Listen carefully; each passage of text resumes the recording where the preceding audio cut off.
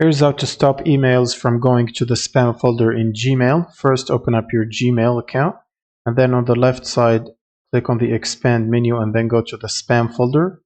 Now in the spam folder, you can open up the email that is marked as spam by mistake. You can hit the report not spam button, and that should bring it back to your inbox. You can also open up a spam email, and then on the top here click on not spam, and this should be also moved back to your inbox, and future emails should be directly forwarded to your inbox and not the spam folder anymore.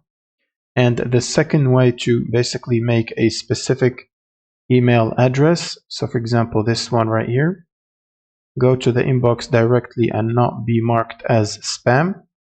First, you'll need to click on contacts on the right side, and then click on create contact, and then simply add the sender as a contact. So for example, test and test for the username or for the first and last name, and then paste the sender email right here, and then click on save, and this should basically add the sender as a contact or a trusted contact, and then all the emails being sent from this sender will go directly to your inbox and not be marked as spam.